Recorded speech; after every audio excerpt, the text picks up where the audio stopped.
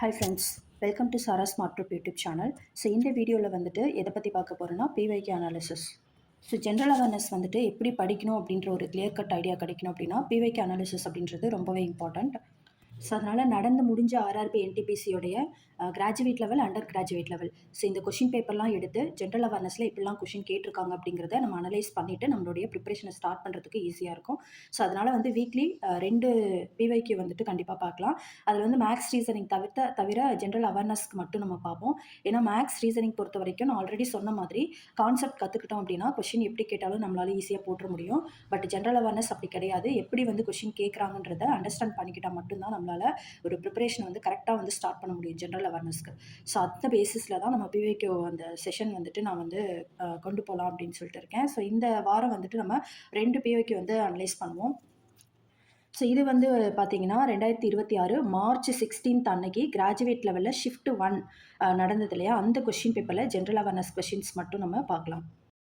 Okay, so first question, hydraulic lift மற்றும் hydraulic brakes ஆகியவை எந்த விதியின் அடிப்படையில் செயல்படுகின்றன? இதுக்கான correct option C, Pascal laws. So Pascal's law அப்படிங்கிறது ஒரு மூடிய திரவத்தின் மீது செலுத்தப்படக்கூடிய அழுத்தம் அந்த திரவத்தின் அனைத்து பகுதிகளுக்கும் அனைத்து திசைகளிலும் சமமாக கடத்தப்படும். இதுதான் பாஸ்கல்ஸ் லா. இதனுடைய பயன்பாடு என்னன்னா ஹைட்ராலிக் லிஃப்ட், ஹைட்ராலிக் பிரேக்ஸ் பண்ணுறது, hydraulic jack and hydraulic press. So இதுதான் இதனுடைய பயன்பாடுகள். இதை வச்சு தான் கொஷின் கேட்டிருக்காங்க. செகண்ட் கொஷின் பார்க்கலாம். ஜூலை 2025 நடைபெற்ற 17வது இன்டர்நேஷனல் டிஃபென்ஸ் இண்டஸ்ட்ரி ஃபேரில் துருக்கி அறிமுகப்படுத்திய சக்தி வாய்ந்த அணுசக்தியற்ற குண்டோட பேர் வந்துட்டு என்னன்னு கேட்டிருக்காங்க. இதுக்கான correct option C, Kasab. Kasab அப்படிங்கிறது துருக்கி அறிமுகப்படுத்திய மிக சக்தி வாய்ந்த நான் நியூக்ளியர் பாம். ஸோ இது வந்து 17th இன்டர்நேஷனல் இண்டஸ்ட்ரி ஃபேரில் வெளியிடப்பட்டுச்சு. இது அதிக அழிவுத்திறன் கொண்ட பாரம்பரிய ஒரு வெடிகுண்டாக இருக்குது. தேர்ட் கொஸ்டின் பார்க்கலாம். இந்திய அரசியலமைப்பின் எந்த கட்டுரை ஆண்களுக்கும் பெண்களுக்கும் சம வேலைக்கு சம ஊதியம் வழங்குவதற்கு மாநிலத்தை வழிநடத்துகிறது? இதுக்கான correct option C, article 39D. Article 39D தான் ஆண்களுக்கும் பெண்களுக்கும் சம வேலைக்கு சம ஊதியம் வழங்க வேண்டும் என்று மாநிலத்திற்கு வழிகாட்டுது. ஸோ இது வந்து டைரக்டிவ் பிரின்சிபல் ஆஃப் ஸ்டேட் பாலிசியினுடைய ஒரு பகுதியாக இருக்குது. சமூக மற்றும் பொருளாதார நிதியை உறுதி செய்கிறதா இதனுடைய முக்கியமான நோக்கம். ஸோ ஆர்டிகல் 42 அப்படிங்கிறது அதர் ஆப்ஷன்ஸையும் பார்க்கலாம். ஆர்டிகல் 42 அப்படிங்கிறது மனிதநேயமான பணிச்சூழல் மற்றும் மகப்பேறு நிவாரணம் பற்றி பேசக்கூடிய ஆர்டிகல் தான் ஆர்டிகல் 42. ஆர்டிகல் 15 அப்படிங்கிறது மதம், இனம், ஜாதி, பாலினம் போன்ற அடிப்படையில் பாகுபாடு செய்ய தடை. இது ஆர்டிகல் 15. ஆர்டிகல் 14 அப்படிங்கிறது சட்டத்தின் முன் அனைவரும் சமம் அப்படிங்கிறத சொல்லக்கூடிய ஆர்டிகல் 14. ஃபோர்த் கொஸ்டின் பார்க்கலாம். அந்தமான் அண்ட் நிக்கோபார் தீவுகள் மற்றும் புதுச்சேரி ஆகிய ஒன்றிய பிரதேசங்களின் நிர்வாக தலைவர்கள் எவ்வாறு அழைக்கப்படுகிறார்கள்? இதுக்கான கரெக்ட் ஆப்ஷன் வந்துட்டு லெப்டினன்ட் கவர்னர் அப்படின்னு சொல்லி அழைக்கப்படுறாங்க. ஸோ அந்தமான் நிக்கோபார் ஐலாண்ட்ஸ் பொறுத்த வரைக்கும் லெப்டினன்ட் கவர்னர் அவங்களுடைய தலைமையில் நிர்வகிக்கப்படுது. அதே மாதிரி புதுச்சேரியும் லெப்டினன்ட் கவர்னர் தலைமையில் நிர்வகிக்கப்படுது. ஸோ இவங்க 2 பேருமே வந்துட்டு இந்திய குடியரசுத் தலைவரால் நியமிக்கப்படுறாங்க. ஸோ அதர் ஆப்ஷன்ஸையும் பார்த்தலாம். கவர்னர் அப்படிங்கிறவர் வந்து மாநிலங்களுக்கான அரசியல் தலைவர். அட்மினிஸ்ட்ரேட்டர் அப்படிங்கிறவர் சில ஒன்றிய பிரதேசங்களில் பயன்படுத்தப்படக்கூடிய ஒரு பதவிக்கு தான் அட்மினிஸ்ட்ரேட்டர்னு பேர். சீஃப் மினிஸ்டர்னா தெரியும். மாநிலங்கள் மற்றும் சட்டமன்றம் கொண்ட சில ஒன்றிய பிரதேசங்களின் தேர்தல் மூலம் தேர்ந்தெடுக்கப்படக்கூடிய ஒரு அரசு தலைவர் தான் இந்த சீஃப் மினிஸ்டர். ஓகேவா? ஃபிஃப்த் கொஸ்டின் பார்க்கலாம். 2025ஆம் ஆண்டு துபாயில் நடைபெற்ற ஐசிசி சாம்பியன்ஸ் டிராஃபி இறுதிப் போட்டியில் இந்தியா தனது ஆண்கள் சீனியர் கிரிக்கெட்டில் 7வது ஐசிசி பட்டத்தை வெல்ல எந்த அணியை தோற்கடித்தது அப்படின்னு கேட்டிருக்காங்க. இதுக்கான correct option C, New Zealand. So இந்த ஐசிசி சாம்பியன் ட்ராஃபியில் வந்துட்டு வெற்றி பெற்ற நாடு வந்து இந்தியா. ஸோ அது இறுதிப் போட்டி எதிரணியாக இருந்தது வந்து நியூசிலாந்து தோற்கடிச்சு தான் இந்தியா வந்து வென்றது. ஸோ இது எங்கே நடந்துச்சு? இந்த ஐசிசி இந்த 7th ஐசிசி சாம்பியன்ஸ் ட்ராஃபி அப்படிங்கிறது எங்கே நடந்துச்சு அப்படின்னா யூஏஇயில் வந்துட்டு துபாயில் வந்து நடந்துச்சு. ஸோ இந்தியா வந்துட்டு இதில் 4 விக்கெட் வித்தியாசத்தில் நியூசிலாந்தை வீழ்த்தி கோப்பையை வென்றது. இது இந்தியாவினுடைய 7th ஐசிசி ஆண்கள் சீனியர் சர்வதேச பட்டமாக கருதப்படுது. 6th கொஸ்டின் பார்க்கலாம். மத்திய நிர்வாக தீர்ப்பாயம், சென்ட்ரல் அட்மினிஸ்ட்ரேட்டிவ் ட்ரிபியூனல் அப்படின்னு சொல்லுவாங்க. ஸோ இது அமைக்கப்பட்டு செயல்படுத்துவதற்கான சட்ட அடிப்படை இது. எந்த சட்டத்தின் அடிப்படையில் இந்த சென்ட்ரல் அட்மினிஸ்ட்ரேட்டிவ் ட்ரிபியூனல் அப்படிங்கிறது அமைக்கப்பட்டு செயல்படுத்தப்படுது அப்படின்றத கொஸ்டினாக கேட்டிருக்காங்க. ஸோ இதுக்கான கரெக்ட் ஆப்ஷன் வந்துட்டு த அட்மினிஸ்ட்ரேட்டிவ் ட்ரிபியூனல் ஆக்ட் 1985 அப்படிங்கிறது. சென்ட்ரல் அட்மினிஸ்ட்ரேட்டிவ் ட்ரிபியூனல் அப்படிங்கிறது அட்மினிஸ்ட்ரேட்டிவ் ட்ரிபியூனல்ஸ் ஆக்ட் 1985க்கு கீழே அமைக்கப்பட்டது. இது இந்திய அரசியல் அமைப்பினுடைய ஆர்டிகல் 323 ஏயின் கீழ் ஏயினுடைய அடிப்படையில் இந்த சட்டம் வந்து இயற்றப்பட்டது. மத்திய அரசு ஊழியர்களினுடைய பணி நியமனம், பதவி உயர்வு, ஊதியம், ஒழுங்கு நடவடிக்கை இந்த மாதிரியான சேவை தொடர்பான வழக்குகளை விசாரிக்கிறது தான் இந்த சிஏடியினுடைய முக்கியமான பணி. ஸோ அடுத்து வந்து 7th கொஸ்டின் பார்க்கலாம். டிசம்பர் 2025 மாநிலங்கள் தங்களது கடனை எந்த நிதி ஒழுங்குமுறை வரம்பிற்குள் நிர்வகிக்க வேண்டும் என்று நிதியமைச்சர் வலியுறுத்தினார். ஸோ இதுக்கான கரெக்ட் ஆப்ஷன் வந்துட்டு எஃப்ஆர்பிஎம், அதாவது ஃபிஸ்கல் ரெஸ்பான்சிபிலிட்டி பட்ஜெட் மேனேஜ்மெண்ட் அப்படின்னு சொல்லுவாங்க. அதாவது fiscal responsibility budget management act 2003 அப்படிங்கிறது அரசினுடைய நிதி பற்றாக்குறை, ஃபிஸ்கல் டெபிசிட்டின்னு சொல்லுவாங்க இல்லையா, மற்றும் அரசு கடன் இதை வந்து கட்டுப்படுத்தக்கூடிய ஒரு சட்டம் தான் இந்த fiscal responsibility and budget management 2003 act. மாநிலங்கள் மற்றும் மத்திய அரசு நிதி ஒழுக்கத்தை கடைபிடிக்க இந்த சட்டம் வந்து வழிகாட்டுது. டிசம்பர் 2025 மாநிலங்கள் இந்த எஃப்ஆர்பிஎம் வரம்புக்குள்ளார கடன் மேலாண்மை செய்ய வேண்டும் அப்படின்னு சொல்லிட்டு நிதியமைச்சர் வலியுறுத்தியிருக்காங்க. ஸோ அதர் ஆப்ஷன்ஸையும் பார்த்துடலாம். ஜிஎஸ்டி அப்படிங்கிறது சரக்கு மற்றும் சேவை வரிமுறை, மானிட்டரி பாலிசி அப்படிங்கிறது பணவியல் கொள்கை, நித்தி ஆயோக் அப்படிங்கிறது கொள்கை ஆலோசனை அமைப்பு. 8th கொஸ்டின் பார்க்கலாம். 2025 அக்டோபர் 16 அன்று இந்தியா மெர்கோசூர் முன்னுரிமை வர்த்தக ஒப்பந்தம் தொடர்பாக நியூ டெல்லியில் நடைபெற்ற கலந்துரையாடலின் முக்கியமான நோக்கம் என்ன அப்படின்னு கேட்டிருக்காங்க. இந்தியாவுக்கும் மெர்கோசூருக்கும் இடையில வந்துட்டு ஒரு வர்த்தக ஒப்பந்தம் வந்துட்டு ஒப்பந்தம் தொடர்பாக நியூ டெல்லியில் ஒரு கலந்துரையாடல் நடந்துச்சு. அதனுடைய நோக்கம் என்னன்னு கேட்டிருக்காங்க. ஸோ இதுக்கான கரெக்ட் ஆப்ஷன் வந்து to promote trade and investment. India மற்றும் மெர்கோசூர் நாடுகளுக்கு இடையான வர்த்தகம் மற்றும் முதலீட்டை அதிகரிக்கிறது தான் இந்த கலந்துரையாடலின் முக்கியமான நோக்கம்.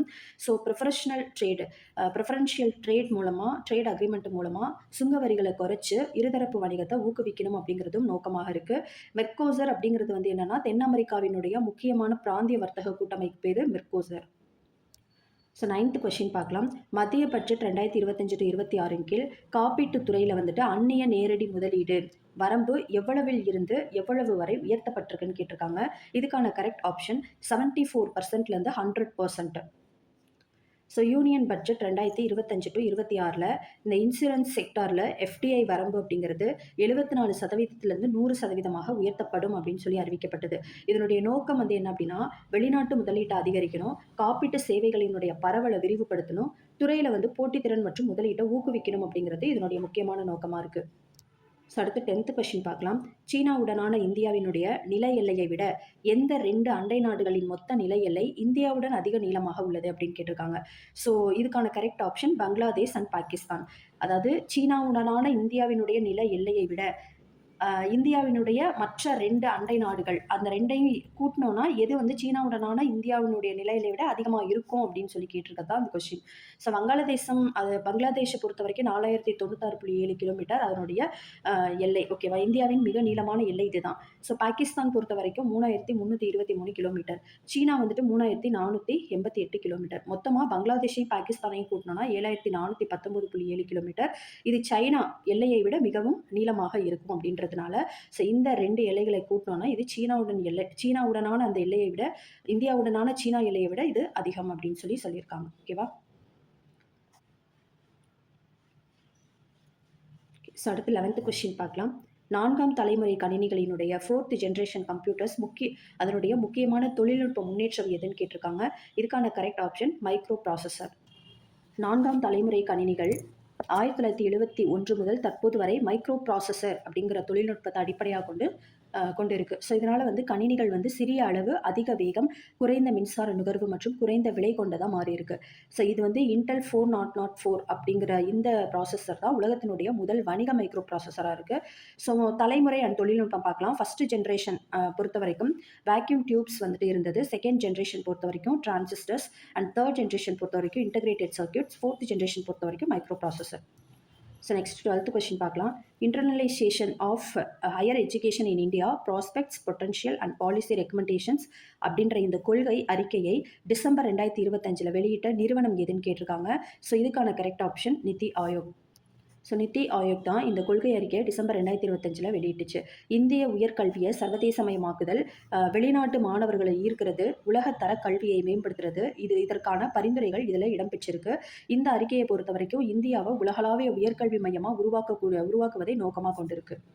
ஸோ அடுத்து 13th கொஸ்டின் பார்க்கலாம். கிமு 300 முதல் கிபி 300 வரை இயற்றப்பட்ட தென்னிந்தியாவினுடைய சங்க இலக்கியங்கள் முதன்மையாக எந்த மொழியில் எழுதப்பட்டதுன்னு கேட்டிருக்காங்க. இதுக்கான கரெக்ட் ஆப்ஷன் தமிழ். சங்க இலக்கியங்கள் அப்படிங்கிறது தமிழினுடைய மிக பழமையான இலக்கியங்கள். இது வந்து கிமு 300 முதல் கிபி 300 காலகட்டத்தில் இயற்றப்பட்டதாக கருதப்படுது. ஸோ இதனுடைய முக்கியமான நூல்கள் பார்த்தோம்னா 8 தொகை 10 பாட்டு அப்படிங்கிறது அந்த கால தமிழர்களினுடைய வாழ்க்கை, பண்பாடு, போர், காதல், ஆட்சி இதை வந்து எடுத்துரைக்கக்கூடியதாக இருக்குது.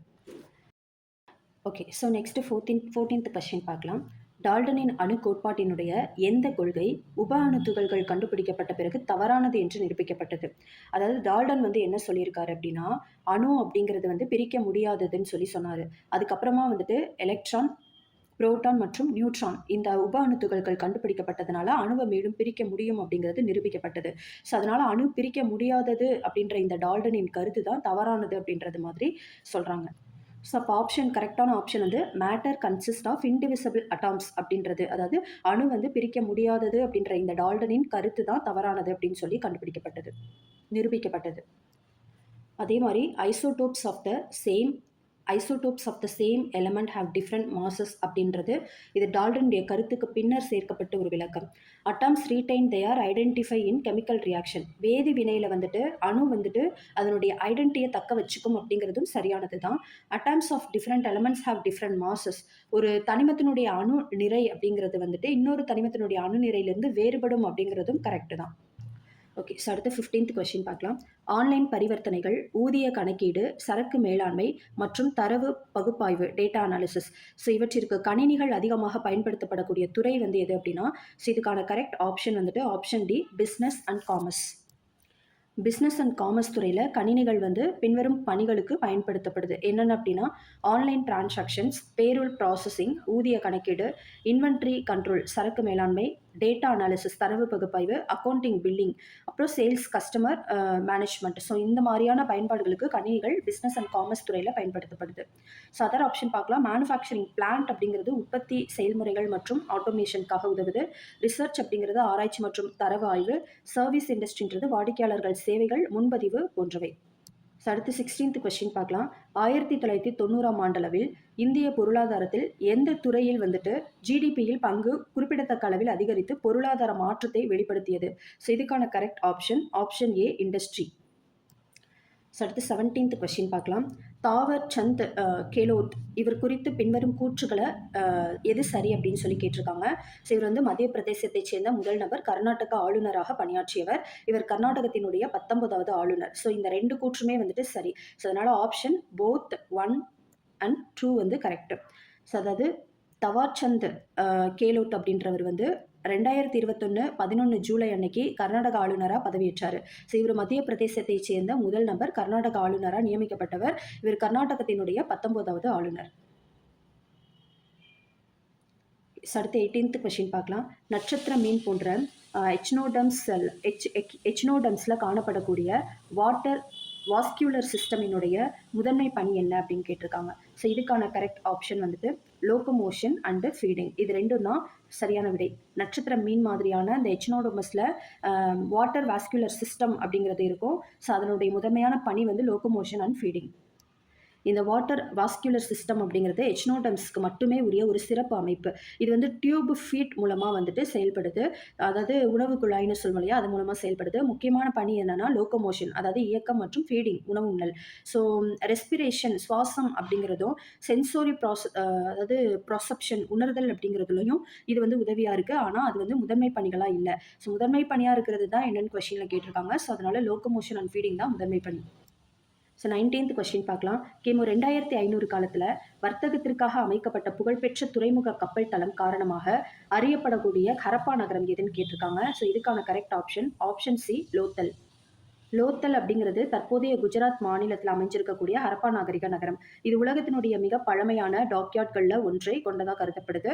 கடல்வெளி வர்த்தகம் நடைபெற்ற முக்கியமான மையமாக இருந்திருக்கு. அதே மாதிரி சிறந்த நகர அமைப்பு மற்றும் வடிகால் அமைப்பு கொண்டிருந்திருக்கு. ஸோ அடுத்து 20th கொஸ்டின் பார்க்கலாம். பேங்கிங் லாஸ் அமெண்ட்மெண்ட் ஆக்ட் 2025 படி வங்கியில் சப்ஸ்டன்ஷியல் இன்ட்ரெஸ்ட் என்பதற்கான வரம்பு 5 லட்சத்திலிருந்து எவ்வளவாக உயர்த்தப்பட்டிருக்குன்னு கேட்டிருக்காங்க. ஸோ இதுக்கான கரெக்ட் ஆப்ஷன் 2 கோடியாக உயர்த்தப்பட்டிருக்கு. பேங்கிங் லா அமெண்ட்மெண்ட் ஆக்ட் 2025 மூலமா சப்ஸ்டன்ஷியல் இன்ட்ரெஸ்ட் அப்படிங்கிறது 5 லட்சத்திலிருந்து 2 கோடியா உயர்த்தப்பட்டிருக்கு. இந்த 5 லட்சம் அப்படின்ற இந்த வரம்பு 1968 முதல் மாற்றப்படாமல் இருந்துச்சு. புதிய மாற்றம் வந்துட்டு பணவீக்கம் மற்றும் தற்போதைய பொருளாதார சூழலை கருத்தில் கொண்டு செய்யப்பட்டிருக்கு. ஸோ 21th கொஷின் பார்க்கலாம். பண்டைய இந்தோ பிரம்மா நதி, இந்தஸ், கங்கை மற்றும் பிரம்மபுத்திரா வடிகால் அமைப்புகளாக பிரிந்ததற்கு முக்கிய காரணமாக கருதப்படக்கூடிய புவியியல் நிகழ்வு என்னன்னு கேட்டிருக்காங்க. ஸோ இதுக்கான கரெக்ட் ஆப்ஷன் வந்துட்டு ஆப்ஷன் ஏ ப்ளீஸ்டோசின் அப்ஹெவல், அதாவது நில உயர்வுன்னு சொல்லுவாங்க இல்லையா அது. ஸோ அதாவது என்ன சொல்லியிருக்காங்கன்னா, இந்தோ பிரம்மா ரிவர் அப்படிங்கிறது இமயமலை அடிவாரத்தில் ஓடியதாக கருதப்படக்கூடிய ஒரு பண்டைய நதி. ஸோ இது வந்து ப்ளீஸ்டோசின் காலத்தில் ஏற்பட்ட ஒரு நில உயர்வு காரணமாக இந்த நதி வந்து 3 முக்கிய வடிகால் அமைப்புகளாக பிரிஞ்சிச்சு. அது என்னென்ன அப்படின்னா இந்துஸ், கங்கா அண்ட் பிரம்மபுத்திரா அப்படின்னு சொல்லிட்டு. ஸோ இதுக்கான சோர்ஸ் வந்து நம்மளுக்கு என்சிஆர்டி ஜியாகிரஃபியில் கொடுத்துருக்காங்க. ஓகே, ஸோ அடுத்து 22nd கொஸ்டின் பார்க்கலாம்.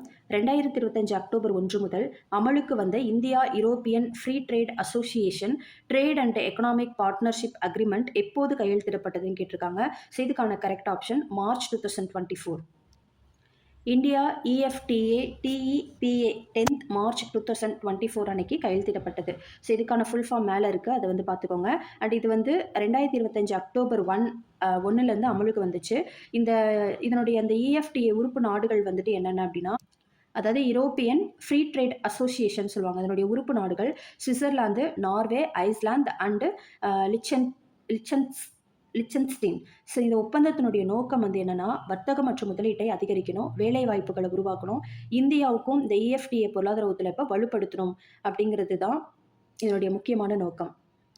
ஸோ 23rd கொஸ்டின் பார்க்கலாம். டிசம்பர் 2025 தன்னுடைய 10வது ஆண்டு விழாவை கொண்டாடிய கலாச்சாரம் மற்றும் இசைக்குழு எதுன்னு கேட்டிருக்காங்க. ஸோ இதுக்கான கரெக்ட் ஆப்ஷன் ஆப்ஷன் டி ரபீர் கிரான் அப்படின்ற இசைக்குழு. அதாவது ரபீர் கிரண் அப்படின்றது வந்து மேற்கு வங்காளம், கொல்கத்தாவை சேர்ந்த ஒரு கலாச்சார இசை அமைப்பு.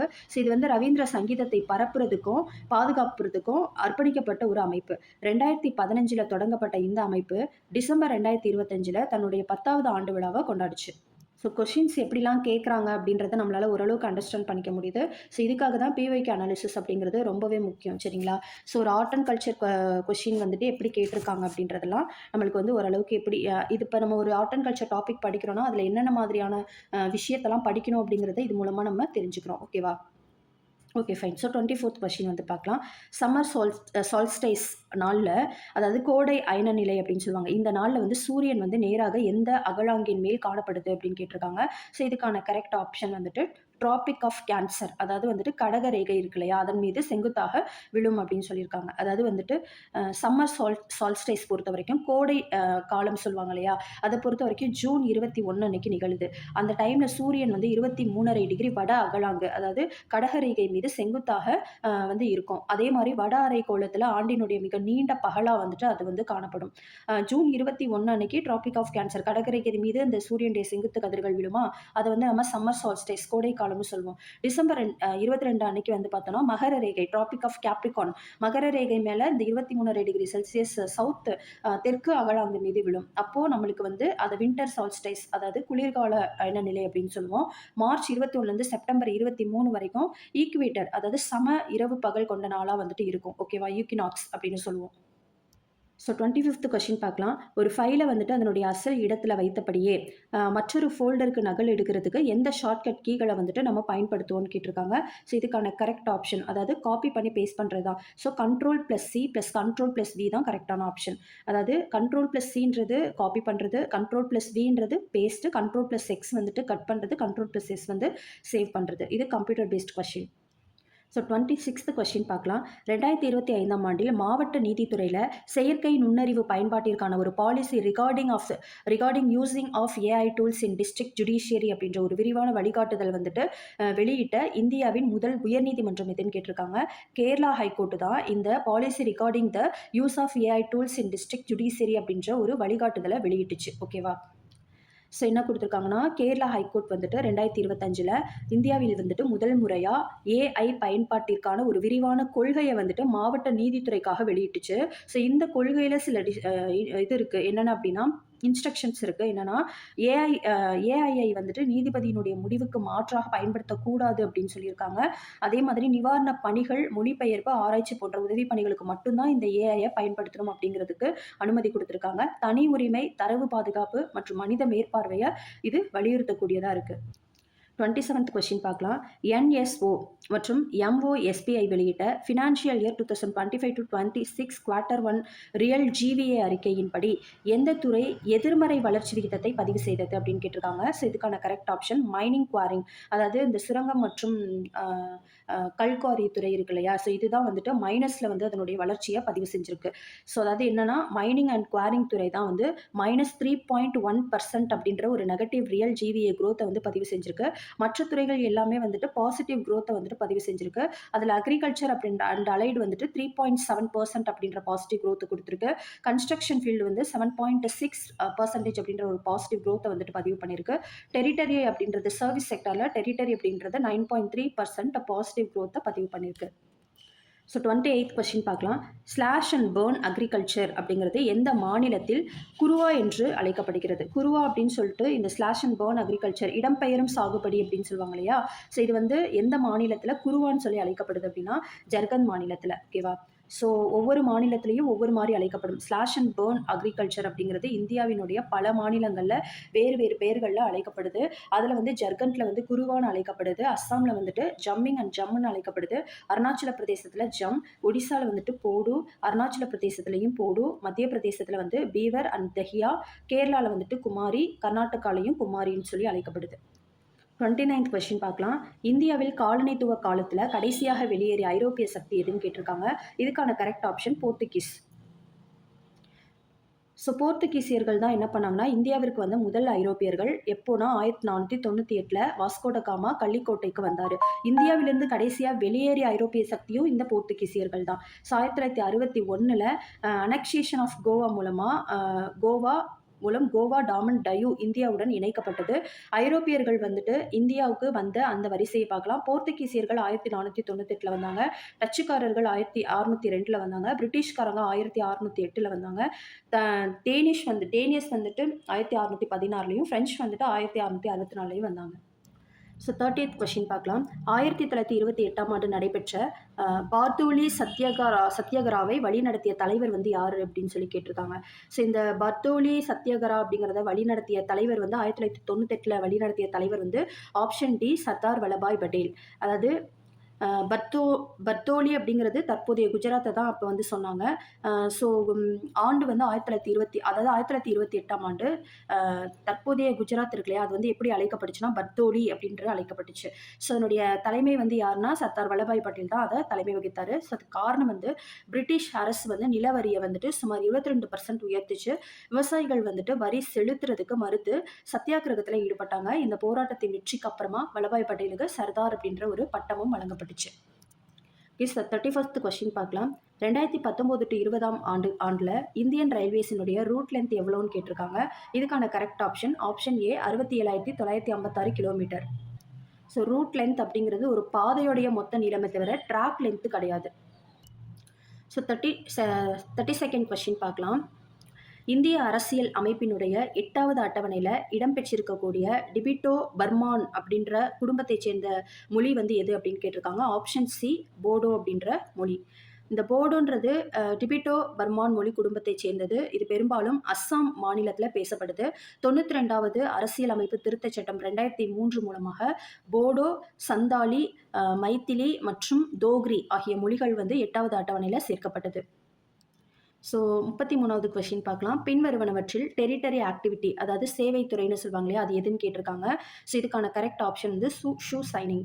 எக்ஸ்ட்ராக்டிங் மினரல்ஸ்ன்றது முதன்மை பொருளாதாரம், அதாவது வந்துட்டு விவசாயத்தை சேர்ந்தது. ஸ்டீல் மேக்கிங் அப்படிங்கிறது வந்து எக்கனாமியோட செகண்ட் ஆக்டிவிட்டியில் வரும். அதே மாதிரி மெட்டல் ஒர்க்கிங்கும் செகண்ட் ஆக்டிவிட்டியில் தான் வரும். அதாவது பொருளாதார நடவடிக்கையை பொறுத்த வரைக்கும் நம்மளுக்கு 3 வகையாக இருக்குது. ஓகேவா? ஸோ ஃபஸ்ட்டு வந்து பிரைமரி ஆக்டிவிட்டி, இது வந்து இயற்கை வளங்களை பயன்படுத்துறது, விவசாயம், சுரங்கம் சம்மந்தப்பட்டது. செகண்டரி ஆக்டிவிட்டி பொறுத்த வரைக்கும் உற்பத்தி, தொழில்துறை வரும். டெரிட்டரி ஆக்டிவிட்டி, அதாவது சேவைத்துறையை பொறுத்த வரைக்கும் சேவை வழங்குறது.